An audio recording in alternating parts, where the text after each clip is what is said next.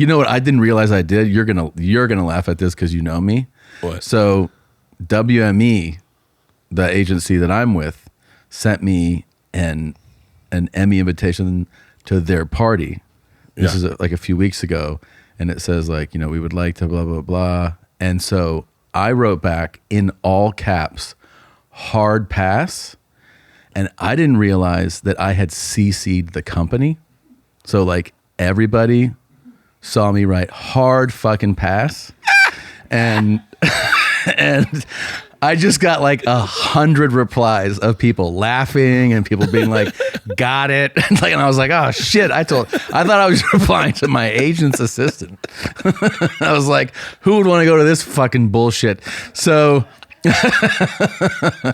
but I'm curious, because to me, I mean, I also know that we approach going out differently, but to me, it sounds like a goddamn nightmare to go to one of those. What is it actually like? It is really fascinating.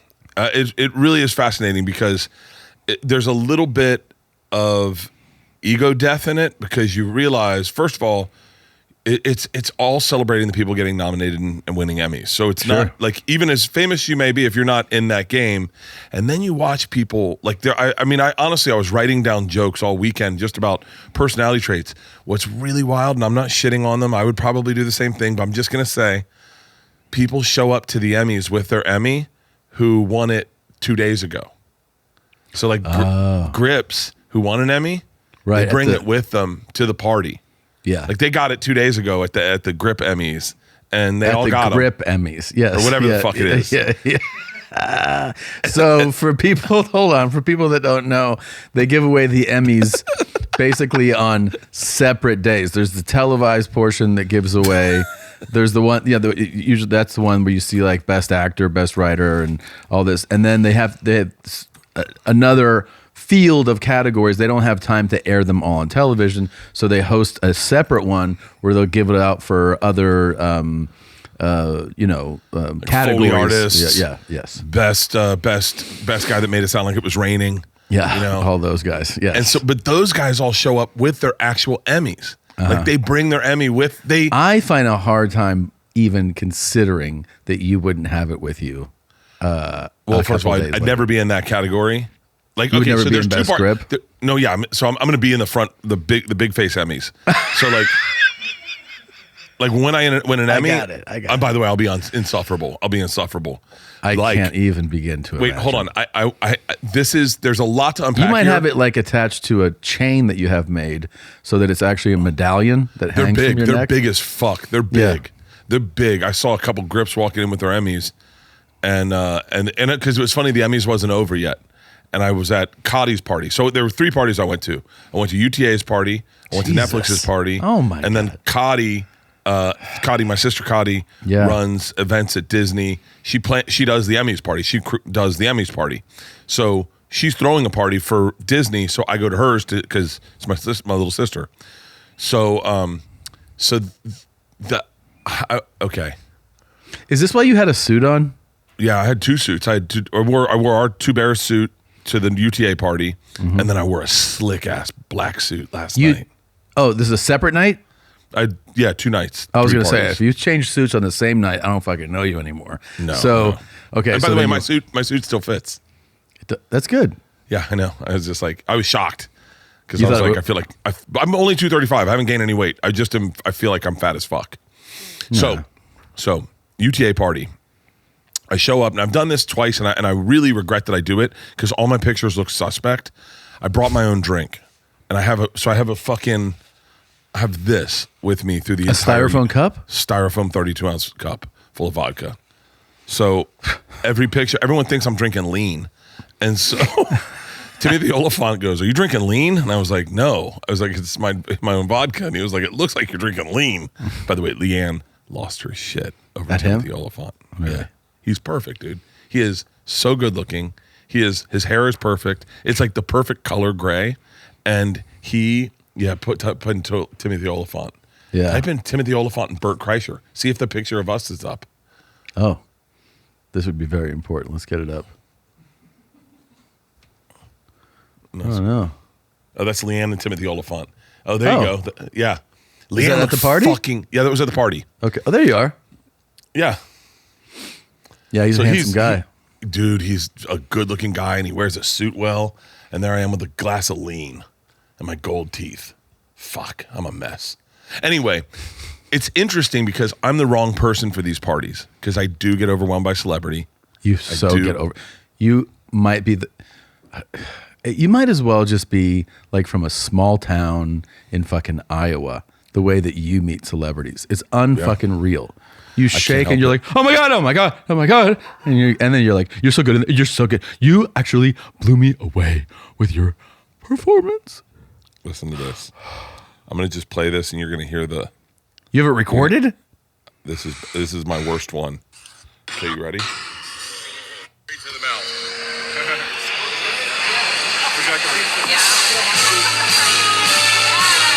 here. Ron Howard, get over here. You got to try this shit. Good. Hey, Ron Howard, you gotta try this. Okay, will do. You don't just put it right in your mouth. Okay. I freaked Ron Howard the fuck out. I have so much anxiety listening to your clip. Ron Howard. Which clip? Which party was that? That's it. The Disney one. The Disney one was pretty fucking sick. Now, don't let me forget to tell you about the Netflix one because that is the funnest. That was the wildest party. And really? Hang on. So Disney is Cotty's party. UTA was great. We hung out with Timothy Olyphant the whole time. And these are separate nights. Thursday or Friday and Sunday or Saturday and Sunday. I don't know, whatever. Friday and Sunday. Okay. So UTA one was a blast, but I just saw my agents and we hung out with Timothy Olyphant because Leanne's a huge fan of Deadwood, and so she's in love with Timothy Olyphant. So the whole time we just hung out with him, and he was so fucking cool. Okay. And so we had a great time. We got hammered and came home.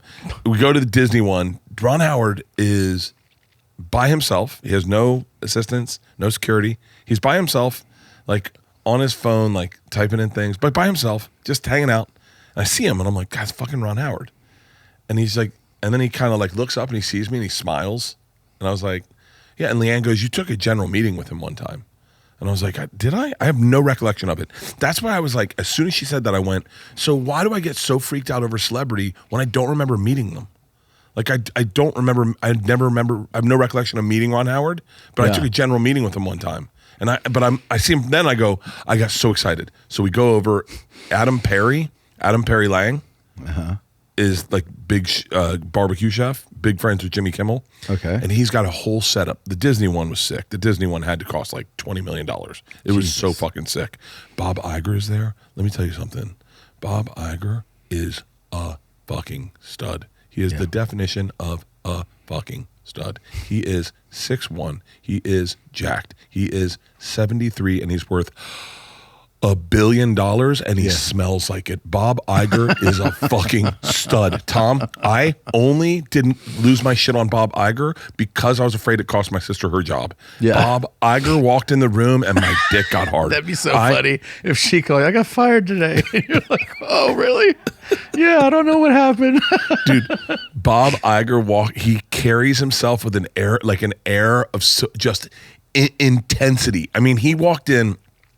Dude, I watched him walk by huge celebrities and not even say hi to them. Not just walk right past them. And I was like, whoa. So anyway, Ron Howard is like the sweetest guy alive. He honestly, Tom, he acts like a little brother at a little league game, wanting to hang. Like he just was like this, like real bouncy. So I go over to I see the fucking ribs, the short ribs that Adam Perry's making, and I'm like, I gotta get one. He cuts me a slice, and you know me, I roll over. I'm like, dude, that fucking gets my dick hard. And this guy's like, and you know, a chef wants to hear that shit. So he cuts me off a big piece. He goes right to the mouth. I go right to the mouth, put it in my mouth, and I see Ron Howard. Ron Howard just standing aside. I go, Ron Howard, you got to try this. And he's like, well, okay. I know this because I just saw you document it. Yeah. He comes over and he's like, he eats it and then he takes another one and he goes over to the table and then he like makes eye contact with me and he's like this, like the sweetest guy. I was like so blown away at just how genuinely wholesome he was as a person. It's like a real to have thing. been in this business. So then we go over to the Netflix party. Fun, baby reindeer. owned the night. So like everyone's in this Baby Reindeer corner, right? I don't know anyone from Baby Reindeer. I didn't watch this show because it gave me anxiety. So I'm like, and I have no interest in. I'm at this point. I'm whittling down what makes me Bert and what's wrong with Bert, and how I can be cool with what's wrong with Bert, right? Yeah. Part of me really does not care about the Emmys because I feel like an outsider anyway. Yeah. And I am 51, so I'm like, what am I going to try to be in that scene? That's not my scene. My scene's comedy. I hung out with Jeff Ross. We smoked weed. Mike, all the people from the Brady Roast were there, so I hung out in the back with them and we smoked weed. And then I go inside. I see Nikki Glazer. Nikki looked fucking insane. I mean, and by the way, I gave her a hug. Nikki's, her back is so tight. Like, she is in great shape. I was like, that's my takeaway from Nikki. Okay. I go, Leanne, let's hit the dance floor. We go on the dance floor. Dude, you would have loved this. Love on the Spectrum owned the dance floor. Really? All the kids from Love on the Spectrum, all their moms, Sofia Vergara and Nikki Glazer owned that goddamn dance floor. And so you went out there, and dancing with autistic kids might be my favorite thing I've ever done in my life. They just like walk up and they're like, I don't know you. And you're like, cool. My mom says you're famous. And I was like, awesome. Can I get a picture? Of course. Dude, Love on the Spectrum ran the Netflix party. Love on the Spectrum and Baby Reindeer ran the Netflix party. Bert and Tom and Bert. One goes topless while the other wears a shirt. Tom tells stories and Bert's the machine. There's not a chance in hell that they'll keep it clean. Here's what we call 2 bears, 1 cave.